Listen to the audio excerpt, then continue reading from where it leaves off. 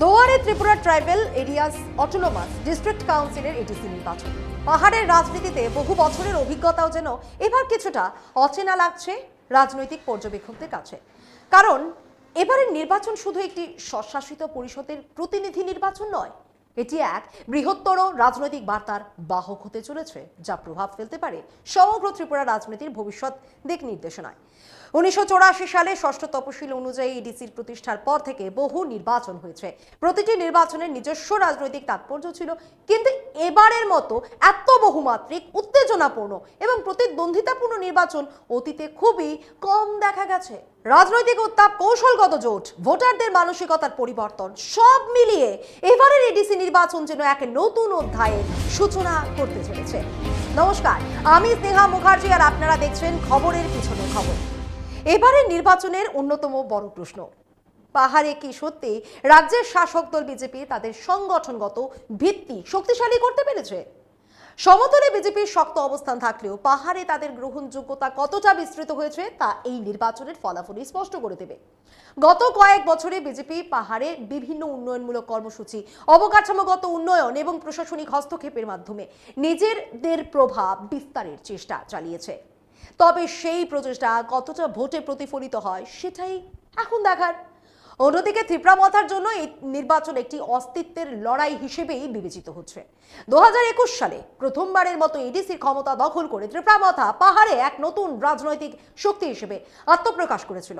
তারা 28টি আসনের মধ্যে 17টি আসন তাদের দখলে রাখতে পেরেছে। তখন গ্রেটার ত্রিপুরাল্যান্ডের দাবিকে সামনে রেখে তারা যে জনসমর্থন অর্জন করেছিল তা ছিল নজিরবিহীন। কিন্তু ক্ষমতায় আসার পর তাদের প্রশাসনিক দক্ষতা, প্রতিশ্রুতি বাস্তবায়ন এবং জনসংযোগ কতটা সফল হয়েছে তা নিয়ে বিভিন্ন মহলে প্রশ্ন উঠেছে। ফলে এবারের নির্বাচন তাদের জন্য শুধুমাত্র ক্ষমতার ধরে রাখার লড়াই নয়, বরং নিজেদের গ্রহণযোগ্যতা প্রমাণেরও এক গুরুত্বপূর্ণ পরীক্ষা।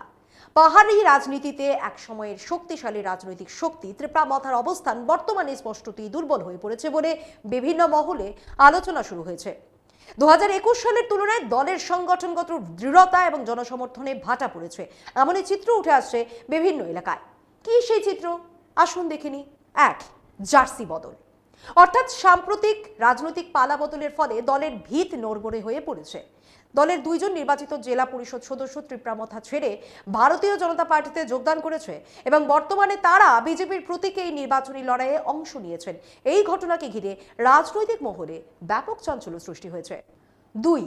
সাংগঠনিক দুর্বলতা, রাজনৈতিক বিশ্লেষকদের মতে এই ধরনের দলত্যাগ কেবলমাত্র সাংগঠনিক দুর্বলতাই প্রকাশ করে না, বরং তৃণমূল স্তরে কর্মীদের মনোবলেও তার প্রভাব পড়ে। ফলে অনেক এলাকায় ত্রিপুরামথার সংগঠন কার্যত শিথিল হয়ে পড়েছে বলে রাজনৈতিক মহলের অভিমত। ত্রিপুরার একাধিক পাহাড়ি এলাকায় দেখা যাচ্ছে পূর্বের মতো সক্রিয়তা নেই দলের। প্রচার প্রচারণা থেকে শুরু করে সাংগঠনিক বৈঠক সব ক্ষেত্রেই আগের তুলনায় অংশগ্রহণ কমে গেছে। এর ফলে ভোটের ময়দানে দলের অবস্থান নিয়ে প্রশ্ন উঠছে। 3. এই পরিস্থিতির সুযোগ নিতে শুরু করেছে বামফ্রন্ট এবং বিজেপি। বিশেষ করে সিপিএম তাদের পুরনো সংগঠনকে পুনরুজ্জীবিত করার চেষ্টা চালাচ্ছে।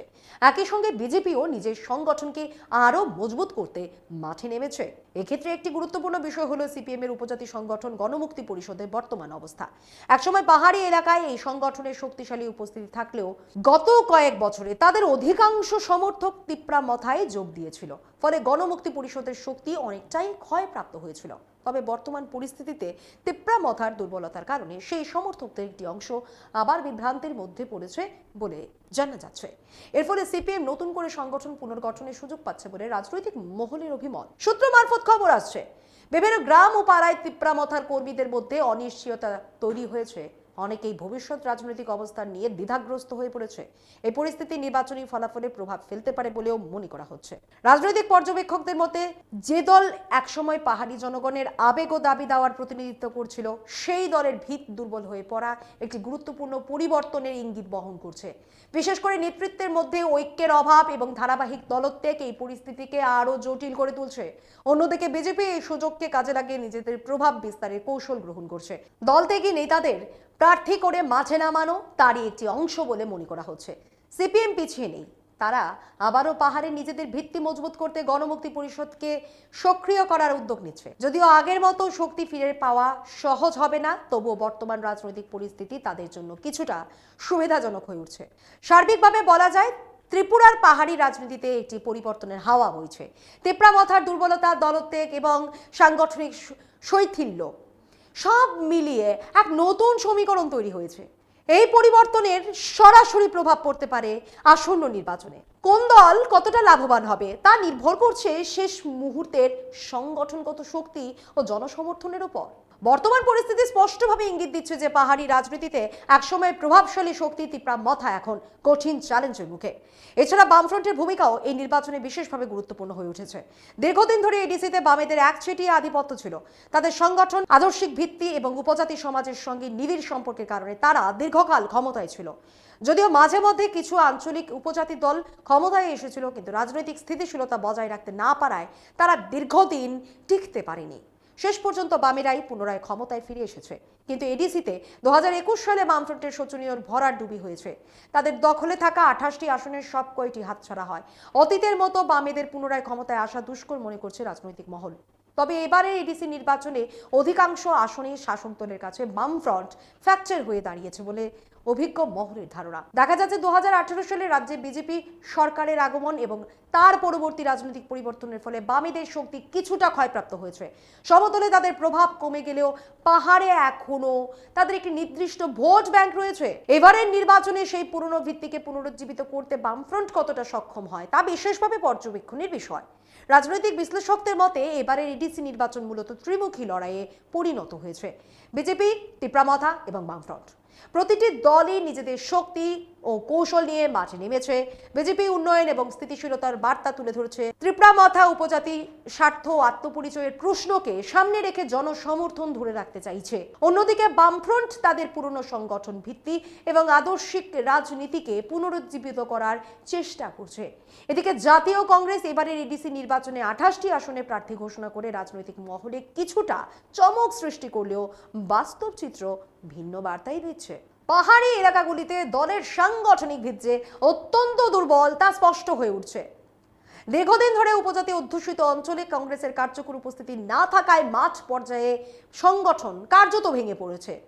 স্থানীয় স্তরে সক্রিয় কর্মী ও নেতৃত্বের ঘাটতি প্রকট। ফলে নির্বাচনী প্রচারে গতি আনতে হিমশিম খেতে হচ্ছে কংগ্রেস প্রার্থীদের। অনেক ক্ষেত্রে দেখা যাচ্ছে প্রার্থীরা ব্যক্তিগত উদ্যোগে প্রচার চালালেও দলীয় সমর্থনের অভাব স্পষ্ট।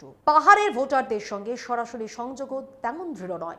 এই পরিস্থিতিতে বিজেপি, সিপিএম এবং তিপ্রামথার মতো শক্তিশালী দলগুলির সঙ্গে পাল্লা দেওয়া কঠিন হয়ে পড়েছে।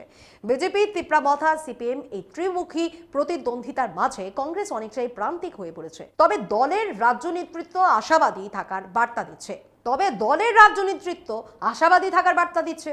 তাদের দাবি ধীরে ধীরে সংগঠন পুনর্গঠন করা হচ্ছে। নতুন মুখ এবং তরুণ নেতৃত্বকে সামনে আনার চেষ্টা চলছে। কিন্তু বাস্তবে সেই প্রভাব এখনো ভোটের মাঠে তেমন ভাবে পড়েনি। গ্রামাঞ্চলে সভা সমাবেশের সংখ্যাও তুলনামূলকভাবে কম। অনেক এলাকায় কংগ্রেসের প্রচার কার্যত সীমিত পর্যায়েই আটকে রয়েছে। ভোটারদের মধ্যেও দলকে নিয়ে তেমন উচ্ছ্বাস লক্ষ্য করা যাচ্ছে না। ফলে রাজনৈতিক বিশ্লেষকদের মতে এই নির্বাচনে কংগ্রেসের সাফল্য অনিশ্চিত। তারা মূলত প্রতীকী উপস্থিতি বজায় রাখতেই বেশি গুরুত্ব দিচ্ছে। পাহাড়ের সংগঠন মজবুত না হলে আগামী দিনে আরো বড় চ্যালেঞ্জের মুখে পড়তে হতে পারে দলকে। এবারের নির্বাচনে ভোটারদের মানসিকতা একটা বড় ফ্যাক্টর হয়ে উঠেছে। তরুণ ভোটারদের মধ্যে পরিবর্তনের আকাঙ্ক্ষা, উন্নয়নের প্রত্যাশা এবং পরিচয়ের রাজনীতির প্রতি আগ্রহ সব মিলিয়ে ভোটের ফলাফল নির্ধারণে গুরুত্বপূর্ণ ভূমিকা নিতে পারে। পাশাপাশি নারী ভোটারদের অংশগ্রহণ এবং তাদের ভোটের ধারা নিয়েও রাজনৈতিক দলগুলির মধ্যে বিশেষ নজর দেওয়া হচ্ছে। নির্বাচনী প্রচারে এবার প্রযুক্তির ব্যবহারও লক্ষ্য। সোশ্যাল মিডিয়া, ডিজিটাল প্রচার, ভার্চুয়াল সভা সবকিছু মিলিয়ে প্রচারের ধরনেও এসেছে নতুনত্ব।